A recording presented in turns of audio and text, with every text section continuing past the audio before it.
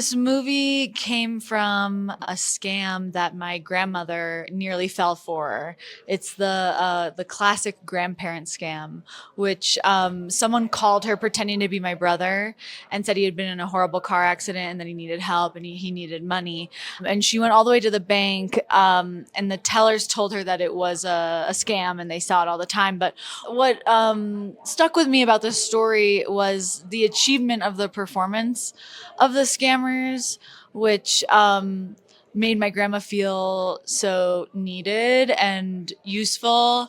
And I just became obsessed with this idea of making a movie about the scammers, where we see this like theatrical performance that they put on, like doing these scams. I just thought it was so bizarre. How did that sort of fuse with this thematic exploration of caregiving and, the dark side of that or what have you? Around the time that I was writing the script, I was living in Chicago, and I would pass by this billboard in Chicago that was advertising medical school, and it had like a nurse or doctor wearing scrubs, and she'd be smiling, and then it would say, "It's amazing to be needed."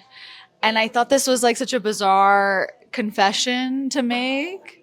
And it got me thinking about the dark side of caregiving and the compulsive side of caregiving, like outside of the care industry, like in our relationships, our friendships, and there were themes that were coming up in my own life. So I really wanted to explore that other side of caregiving. Cemre, it was written for you. How did that feel? I mean, it's also your first film starring role, right? Yeah, Georgia told me that she was writing a script and she wanted me to be in it. And of course, because it's her, I would have said yes anyway. But also it was crazy to read the script and be like, wow, this is really good. And I never thought that I'd play something so like fun and challenging, let alone as a first feature. So it was just such an honor. And what made you, I mean, obviously you have this friendship, but what made you think of this particular role for her? Well, so because it's a first feature, I really wanted to work with my community. So I wrote it for Cemre because we're longtime collaborators, and I know that she's an amazing performer. And then everybody involved in this film is like connected to me in my community in different ways. Mimi Rogers, her daughter, and I are best childhood friends.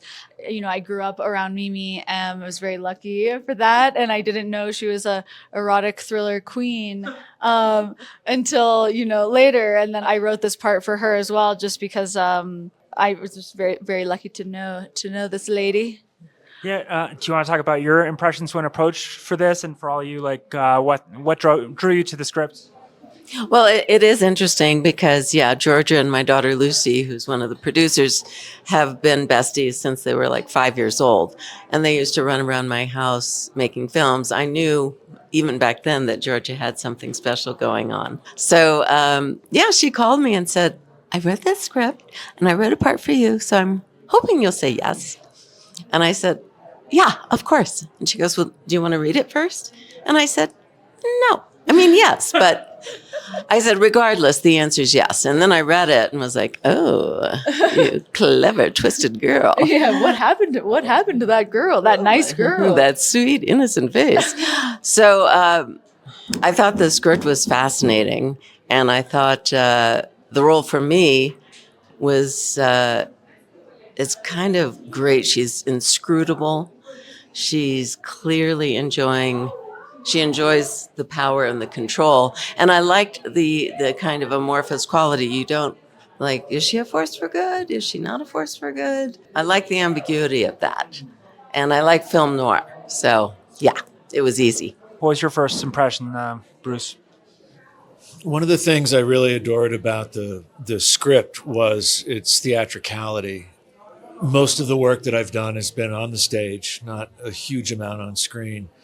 And I found that so many of the scenes went on for page after page after page, which is not, I think, common in a screenplay, but is very common in my world, right? I'm used to having a chunk of text to work with, a scene that will last for a certain amount of time.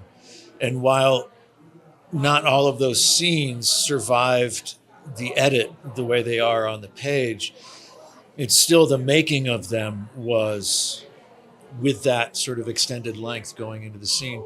You start, you're kind of thinking, we got to get all the way through this without cutting if we can. And you do, and then you do it again and you do it again. And so like the rhythm of the set for me was very theatrical, and it all came from the screenplay, the page. And that was one of the things that really, among many, many other things about the script that really appealed. Eleanor, it seems like you've worn multiple creative hats, partly as a casting director. So I was curious, like, what it was like being on the other side of things and what that context brought to, like, you stepping into a performer's shoes, I guess.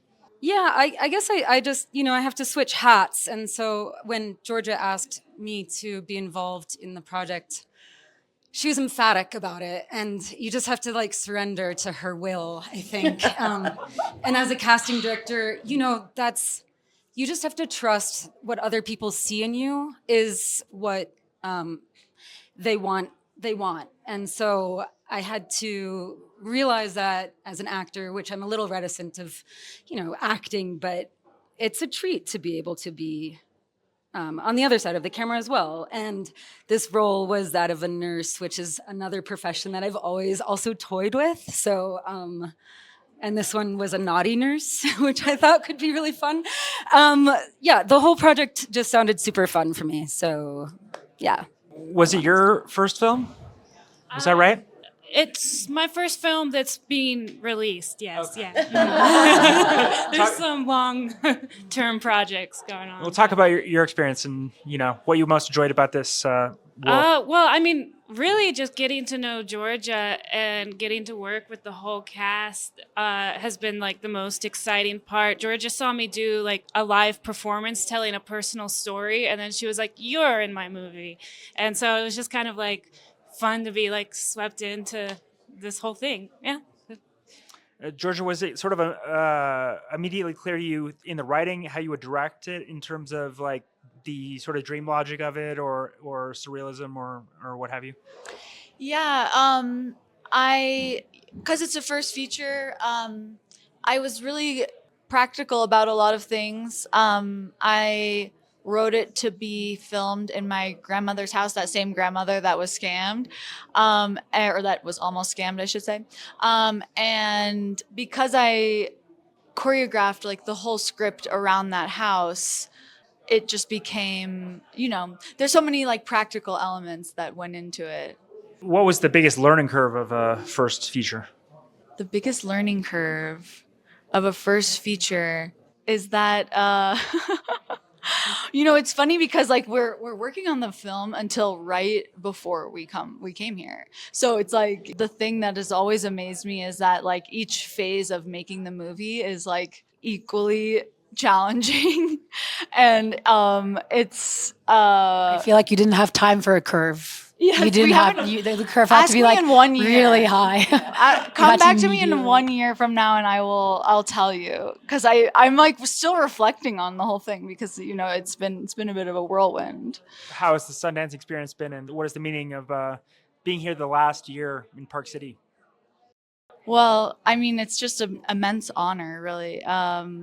It's really a dream. We were saying earlier. It's just like it's a dream come true, really. We're all in Sundance. We have a song that we sing. We're all in Sundance. Or walking. Yeah, it is kind of a dream. There's so many elements.